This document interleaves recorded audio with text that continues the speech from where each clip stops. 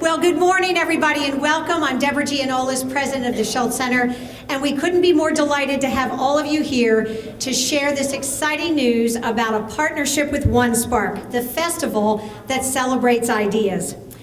When the Schultz Center staff visited EdSpark last April, you might say it sparked an idea with us. We began to imagine how the Schultz Center could become an engine of innovation for education.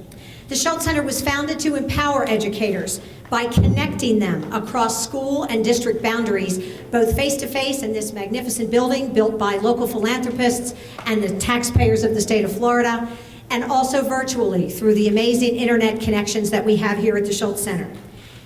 We've had a decade now of experience in collaborative work across Northeast Florida, and what we know is that the next great idea in education is already here. It's out there. It's in our classrooms and our schools every day, and they're invisible to us. EdSpark encouraged creators with ideas in anything from art to innovation to music, science, and technology to come out of their studios, their dorm rooms, their garages, and present their projects at EdSpark, the world's first crowdfunding festival in downtown Jacksonville. In EdSpark's first year, nearly 9% of the 500 creators had an education innovation theme. That got us thinking. Our core value at the Schultz Center is to assist educators in finding solutions to common problems.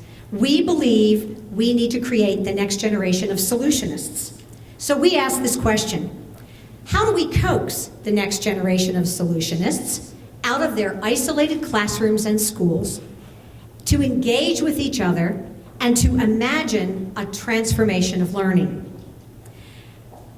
We came up with our own solution, and I'm now going to ask DeWitt Robinson, teacher at Jackson High School, and Joe Sampson, the executive director of EdSpark, to help us reveal our solution.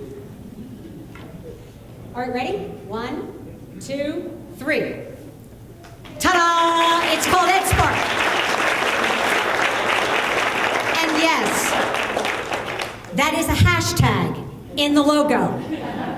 Our board thought it was the pound sign.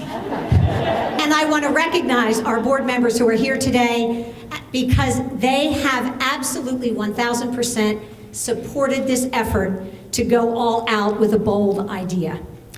EdSpark is going to be that bold idea that helps us find the next generation of work here at the Schultz Center. Hashtag EdSpark is going to encourage people with ideas to tell other people with ideas that we are looking for them. We will be the curated education and innovation venue of EdSpark. So EdSpark is a part of the big EdSpark. There will be 2 categories of creators, and this is what we're super excited about. We are going to offer students under 18 through the EdSpark venue to participate side by side with adults in EdSpark, and they will be eligible for the grand EdSpark prize. We believe, as does EdSpark, that our students don't deserve a separate category all their own. They deserve to be elevated right up there with all of us because they know better than we do what engages them in learning. Our student creators will have an adult mentor, and what we also love about EdSpark is that it encourages teams of creators. So every creator from EdSpark can have 4 members on their team. We imagine that our students, teachers, parents will work together and that we will be exposed to the ideas that our kids have every day that they don't have an opportunity to express. For our student creators, any category of EdSpark that meets their criteria will be welcome. Art, innovation, science, technology, music. Now for our adult creators, we really are looking for that next generation of work for the Schultz Center. And those adult creators can be our expert educators in the field. They can also be parents. They can be business people who might have an idea, for example, about how we can take the business managing of budgets in schools out of the hands of our principal teachers, that we now call principals and expect to be managers and instructional leaders, like they do in Finland. We expect we will have creators from across the country, and we will have global creators as well, and that they will be sharing and engaging with our regional educators who participate in OneSpark through EdSpark. What you need to note is that creator registration for all of OneSpark opens December 1st. It runs through January 1st. We are announcing this now because we need all of you to get the word out to everyone that they are eligible to be creators in OneSpark in April. And if they have an idea about education innovation, they need to do that through the EdSpark venue. Our location is going to be central to the OneSpark experience downtown. We will soon be announcing where that location is. But during the festival, the Schultz Center, which as you know, since many of you have just come from downtown, is just 5 minutes away. We will be the staging area for all field trips of students, and OneSpark will be providing an adult tour guide for every student group that will expose the children here in our premises to what they will experience, how they can be a full participant and vote. They will actually be encouraged to bring their smartphones instead of told to stick them away while they're at school. They will be told that yes, you are 100% engaged in this activity. And so we expect to be a staging ground for field trips.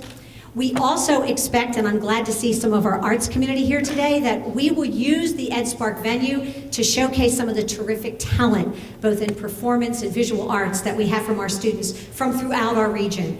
It's a particular benefit to the students who do live within the Northeast Florida area who can make it to the OneSpark Festival. We really have to thank OneSpark for making this possible.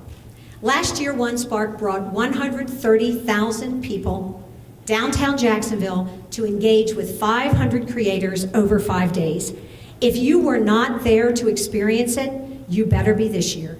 And please join me in a warm round of applause for OneSpark Executive Director Joe Sampson.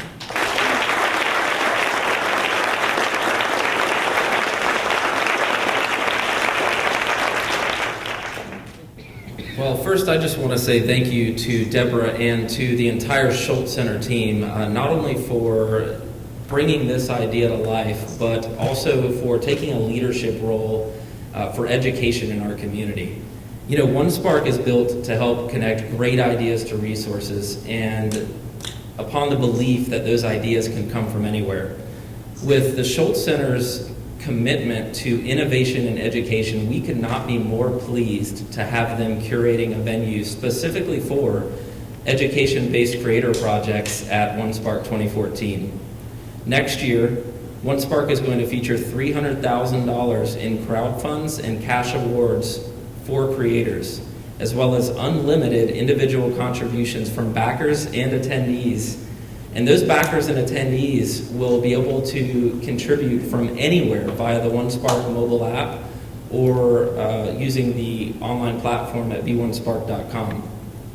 Additionally, there's going to be millions in potential capital investments on the table.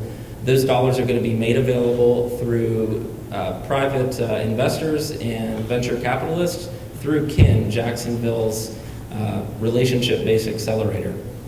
Now, these funding opportunities are offered within a very unique environment created to facilitate connection, collaboration, and inspiration. And there's no other place better suited for doers, for action takers to bring their ideas to life than at OneSpark.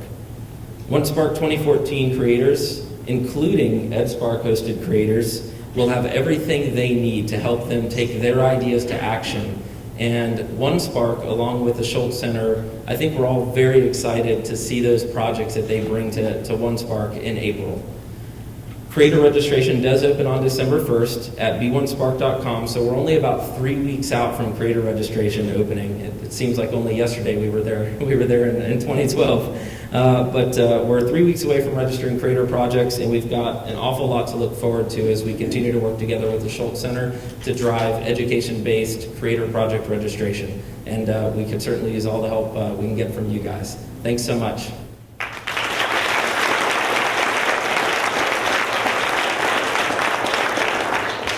Thank you so much, Joe. Now, the people I'm going to introduce next are the examples of those solutionists that we're looking for. the bold innovators who have great ideas and aren't afraid to take them to scale. The kind of creators we're looking for EdSpark and OneSpark.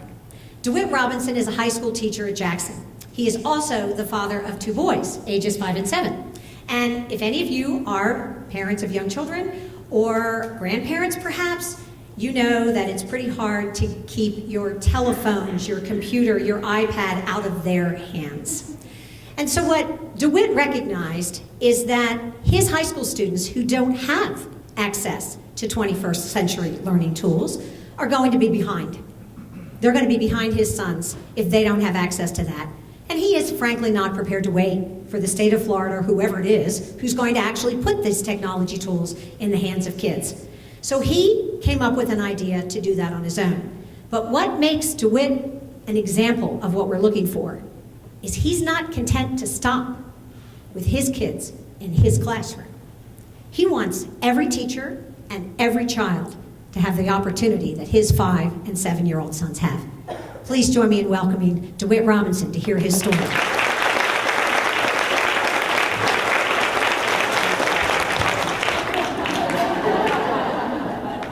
I drank a lot of milk growing up. Thank you, Deborah. As a teacher, we often search for resources and ideas to bring to solution for the betterment of our students that we teach. Often both are present and sometimes very absent as we look through the shuffle of lesson planning and grading papers and other school-related activities. Recently, believe it or not, I held a basketball shoot-a-thon that lasted for 10 hours. From 9 a.m. to 7 p.m., I shot free throws at the Jacksonville Sportsplex, all in an effort to raise a class set for Chromebooks for my students. Over 75% of my students don't have access to computers or the internet at home. The marathon of free throws was coupled with crowdfunding to channel my online community and my offline community to give. The crowdfunding route was the most obvious solution. As I sought for competitive and federal grants, they were few and far between. As I looked even for local business partnerships, those were few and far between as well. As a result, due to the support of a couple, Diane and Jay Higby, through their local efforts, they not only said that we'll purchase one, but we'll purchase all of the Chromebooks for you and the projector to meet the needs of my students.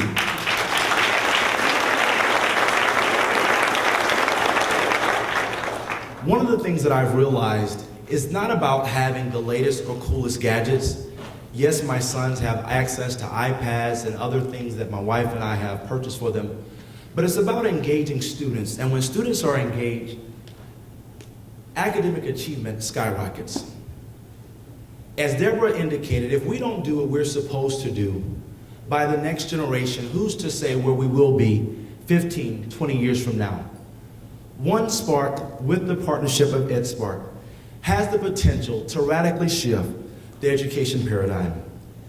A spirit of innovation where the brain trust, quite honestly, is often held with a very select few.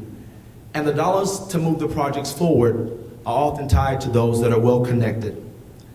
As a teacher with EdSpark, students and teachers, the experts, will be able to share their ideas with a massive audience to help solve problems. Sharing the ideas is only one portion. The experts will be able to connect with other experts, seek funding, and bring to scale those ideas. Education and the way we educate is changing. So must we follow that pattern. No longer should teachers and students have to allow their creative ideas to be lost in the background in the shuffle. EdSpark is one of those many vehicles to bring those solutions to pass.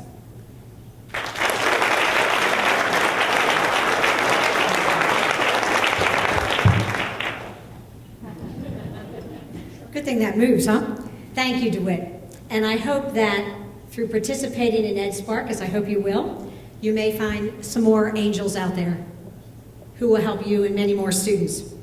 Now, our next innovator, Liz Duncan, would tell you she is part of a strong leadership team at her school. So Several years ago, Liz and her colleagues at Chet's Creek identified a group of students who were academically behind their peers. Many of their parents did not speak English. Many of their families' income made them eligible for free and reduced lunch. What the Chet's team did is they looked behind student data and test scores, and they went to the community where those children live. And they looked for a collaborative community solution. The Chet's team asked this essential question of themselves: how do you transform communities through educational leadership? Liz told me her job as a teacher is to provide the best instruction she possibly can to every child in her care. But she counts on families and communities to provide for all the other needs of her students. To tell us their story, please welcome Liz Duncan and her former student, Andre Bass.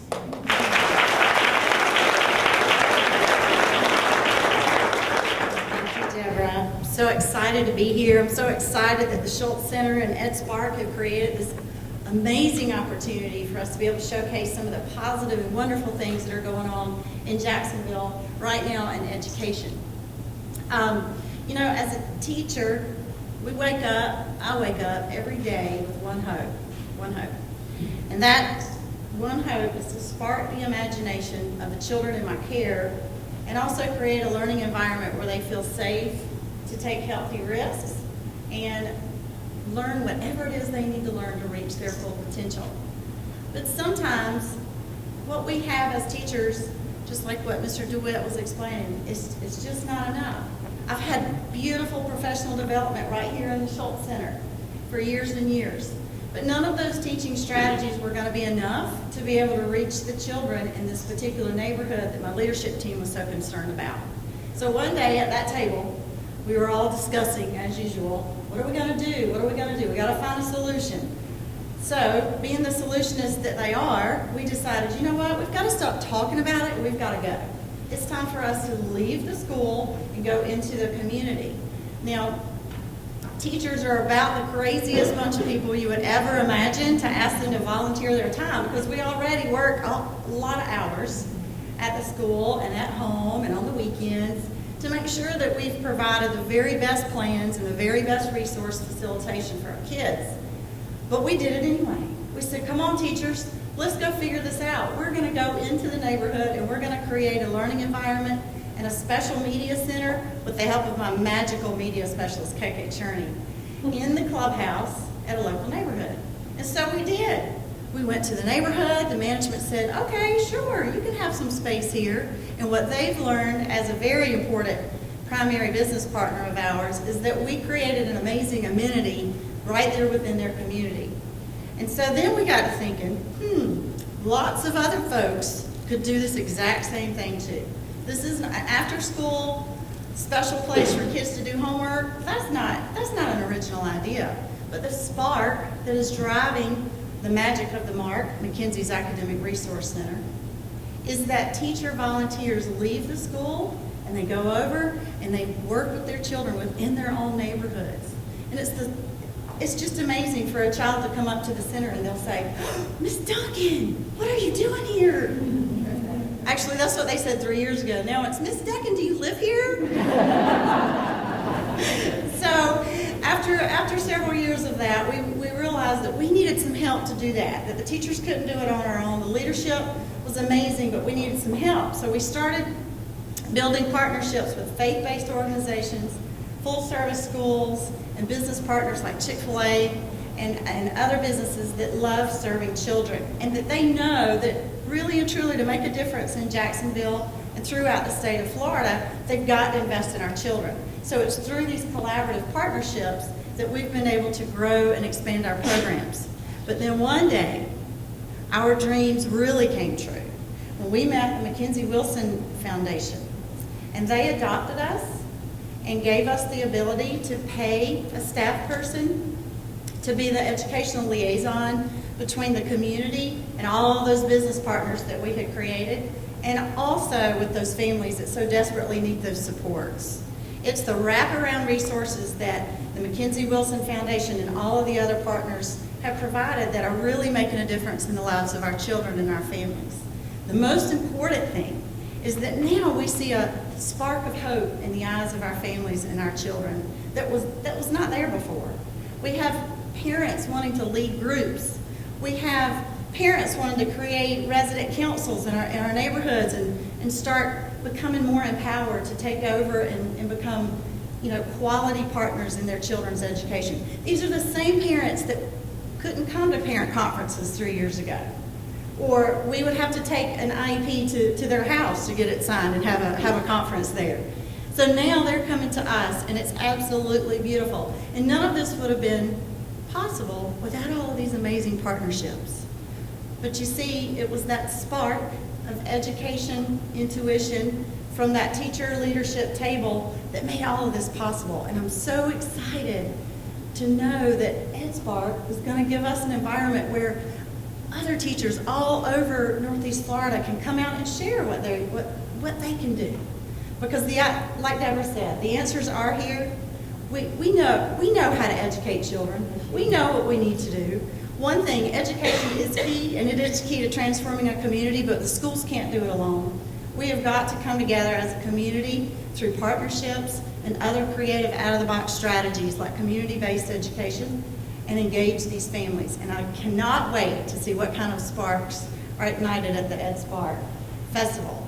So thank you so much for having us here today. And now I want you to meet my volunteer student of the year, Andre Bass, who is going to share with you just a little bit about what it was like to grow up around the Mark and now tell us about what he's doing with his life.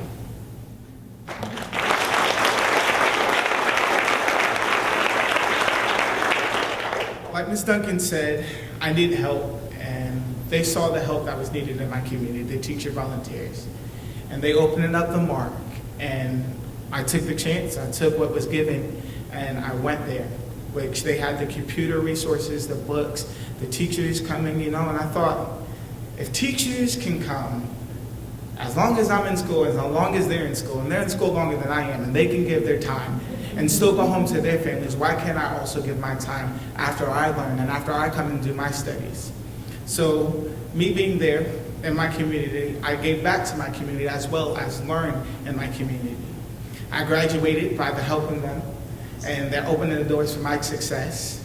Right now I'm in college. I've been a mentor for a good 4 years, and I loved it. They have steered me down the right path that if I didn't have them, I don't know where I would have been, because I didn't have the computer access. I was falling behind in school because I didn't have the opportunity that other kids had at different schools or other kids had at my schools because of my family situation.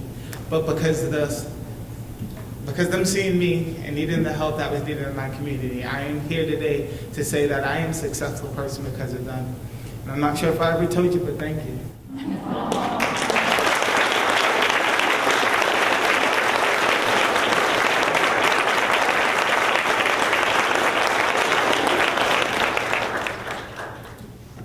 That's all teachers live for, isn't it? Liz and DeWitt, thank you.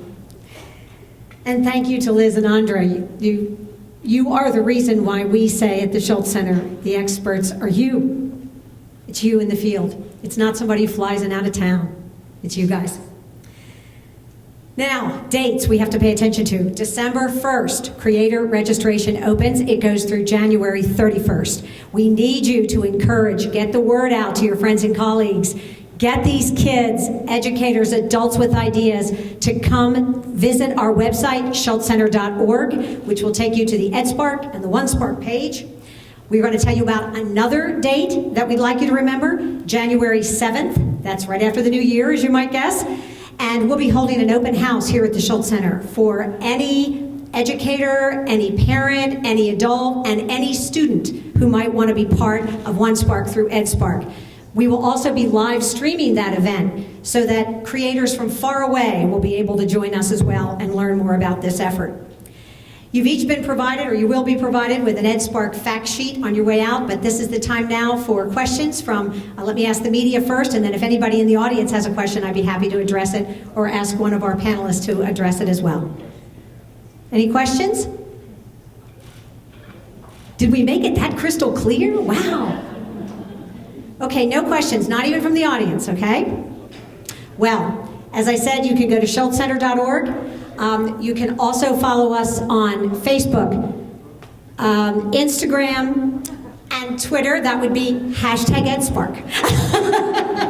As you can tell, I'm going to learn all of this social media stuff. This is an opportunity, we think, for our community. And if it wasn't for some young, courageous people who decided that downtown Jacksonville, of all places, was where we should launch the world's crowdfunding festival, if it wasn't for people with bold ideas who put themselves out there and saw it through, if it wasn't for solutionists like the people who started OneSpark, like these people who do this every single day and nobody even knows about it, we wouldn't have the opportunity to bring their ideas into public view and hopefully to scale. So thank you all so much for coming. We really appreciate it.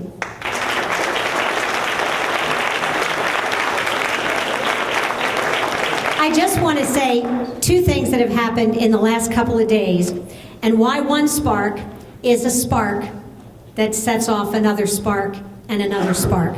I went to see my friend Wayne Hogan and I told him what we were doing. He volunteered his radio time on 89.9 to help us promote EdSpark. And this morning his secretary told me they're also going to provide a link on their website. Did you know that, Wayne? Yes. So perhaps other attorneys out there may do the same thing. I'm also delighted to have our Chamber of Commerce friends and Startup Quest, which runs an entrepreneurial training session right here at the Schultz Center.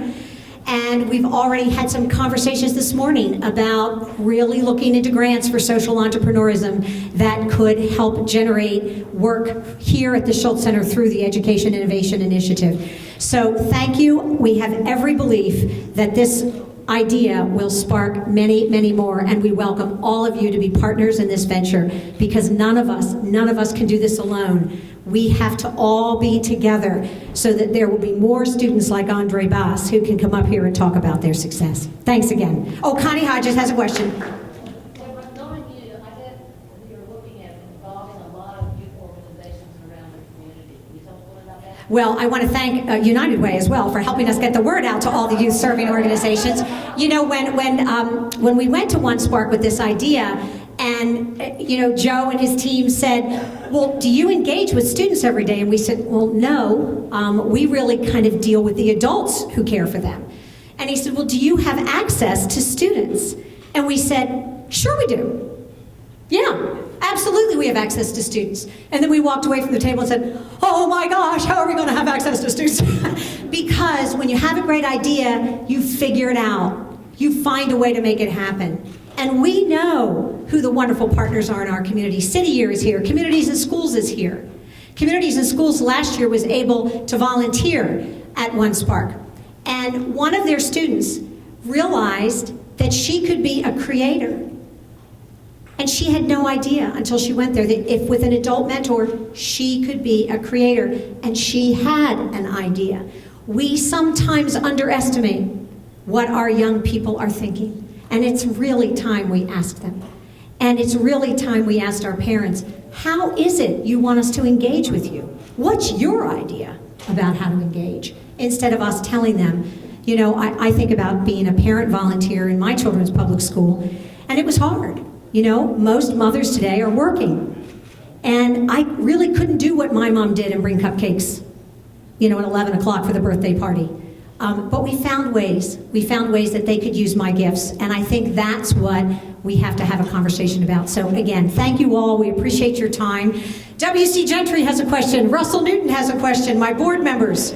Yes. I was just going to ask, most everyone here, I think, is from Jacksonville. Is this going to involve communities outside of Jacksonville? The question is, will this involve communities outside of Jacksonville? Absolutely. We've had some initial conversations, and all of our mailings so far are going out to the counties that we serve here at the Schultz Center. And we really have a statewide presence through our online work. And so we will absolutely be promoting this across the state of Florida. We are going to be promoting this through our partners at the Center for Teaching Quality, which has an online platform that reaches all over the world. And they have partnerships in Finland and Singapore and China. So we will absolutely be marketing across the world. We believe we will have global creators here in EdSpark, and we believe that our children and our local educators are going to have an opportunity to interface with people from all over the world through this effort, because we don't live in a static place anymore. Our reach is everywhere. Students know that their teachers have to transform how they teach, because teachers are no longer the repositories of all knowledge. You know, it's University of Google. And so our children know, and our teachers know, they have to be able to model and experience the 21st century world that they're going to prepare their students for. They have to be interacting with all sorts of people, working in teams, being persistent, solving problems. Isolated teachers in classrooms are over. The 19th century model is over, and we still have it. And we think we can transform it. We absolutely believe we can transform it. Because if we don't have the imagination, it'll never happen, will it? Russell, did you want to make a comment? Terrific presentation. Thank you, Russell. That's a great